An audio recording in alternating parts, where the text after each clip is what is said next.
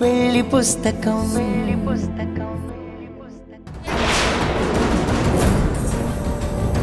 ఇంకా ఇక్కడ నిలబడ్డావే, వెళ్ళు. ఆగు. మా అమ్మ నగలు నీ మెడలో ఉన్నాయి, అవి తీసి ఇక్కడి నుంచి కదులు. దాసు, ఒక్కటి కూడా వదలకుండా అన్ని కలెక్ట్ చేసుకో. అలాగే టిటమ్మా. ఏంటి కోపంగా చూస్తున్నావు? చేసిన తప్పులకి తల దించుకుని పో, అంతేకాని ఇంకా తల పొగురుతో ఉంటే నీ బ్రతుక్కి అర్థం ఉండదు. చూసింది చాలు గాని మా టెడ్డీ పాప చెప్పినట్టు చేయి, లేదంటే నగలు దొంగతనం చేసిన నేరంతో నిన్ను పోలీసులు లాక్కెళ్తారు. తోడు దొంగల్ని కళ్యాణ మండపంలోనే తీసుకెళ్లాల్సింది దాసు. పాపం అభిలాషని ఒంటరిగా వదిలేసి కళ్యాణి మాత్రం లాక్కెళ్లారు. ఆ విషయంలో అభిలాష అదృష్టవంతురాలే టెడ్డీ.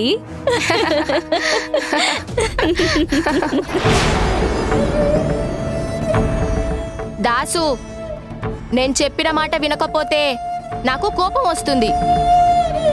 లేట్ చేయకుండా మా అమ్మ నగలు రిమూవ్ చేయమని చెప్పు. వినపడిందా? తొందరగా తీ.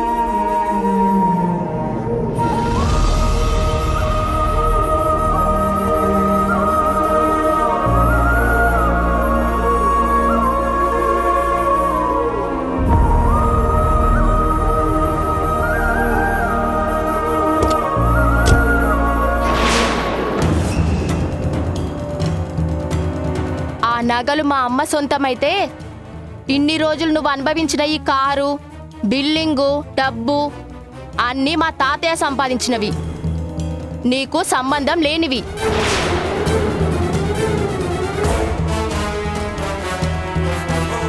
వెళ్ళు.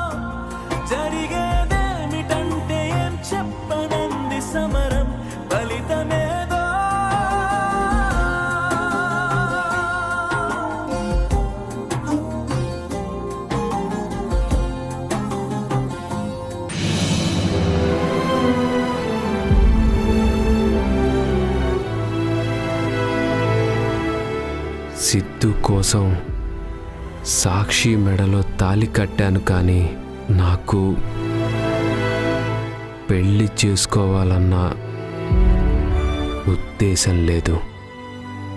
అందుకే నా భార్య స్థానంలో ఉన్న సాక్షిని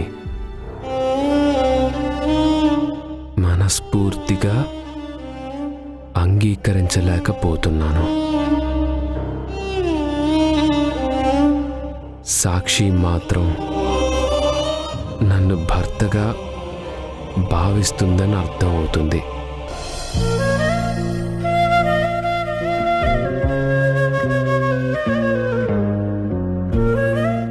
అత్తయ్యలిద్దరూ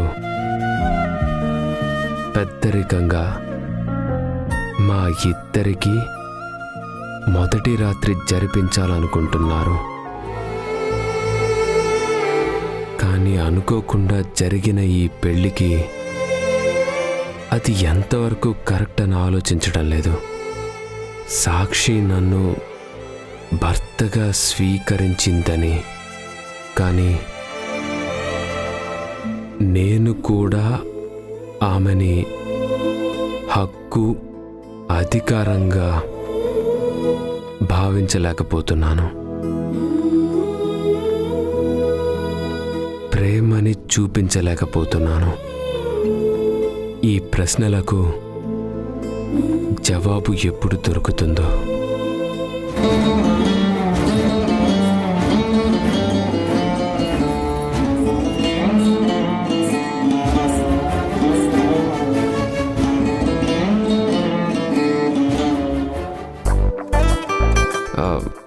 ఏంటది? మీకు ఇష్టమని గులాబ్ జామ్ చేశాను. సరే, అక్కడ పెట్టు, నేను తర్వాత తింటాను. గులాబ్ జామ్ ఎప్పుడు ఫ్రెష్గానే తినాలి, తర్వాత తింటే టేస్ట్ మారిపోతుంది. మీరంతా బిజీగా ఉంటే నేనే తినిపిస్తాను. వద్దు సాక్షి. వద్దంటే ఎలా? మీకోసమే చేశాను. ఈ ఒక్కటి తినండి. తర్వాత తింటాను, నాకిప్పుడు తినాలని లేదు.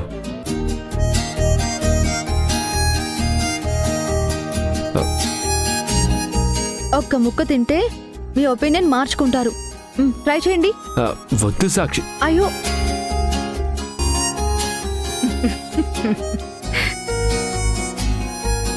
మీరిక్కడే ఉన్నారా? సారీ, చూసుకోలేదు. సారీ ఎందుకు బాబు? మొగుడు పెళ్ళాలు అన్న తర్వాత ఇదంతా మామూలే. ఆశ ఇంటికొచ్చానని ఇప్పుడే ఫోన్ చేసింది బాబు. నేను ఇంటికి వెళ్తాను. భారతి గారితో అదే మాట్లాడుతున్నాను. ఇంతలో మీరొచ్చారు. వెళ్ళొస్తాను బాబు, వెళ్ళొస్తానమ్మా. నేను కూడా బట్టలు ఆరేయాలి. బయట వరకు వస్తాను, పదండి. పదండి.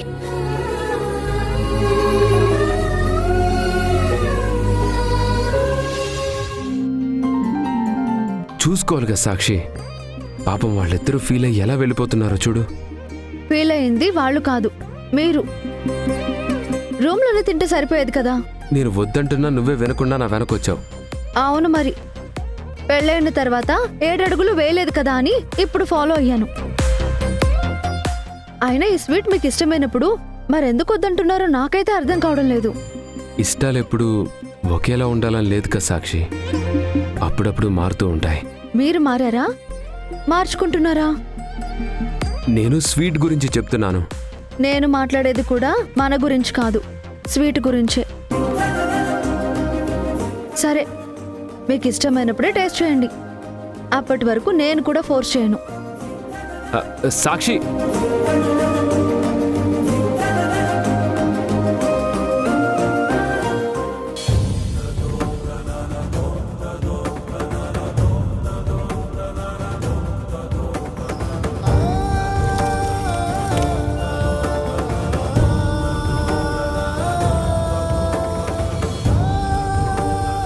నీలాంటి దాన్ని మమ్మ అని పిలిచినందుకు నా మీద నాకే కోపంగా ఉంది. ఏ రోజైతే నా ఇంట్లో నుండి పారిపోయావో అప్పుడే నిన్ను నా జీవితంలో నుండి, జ్ఞాపకాల్లో నుండి దూరం చేసుకున్నాను.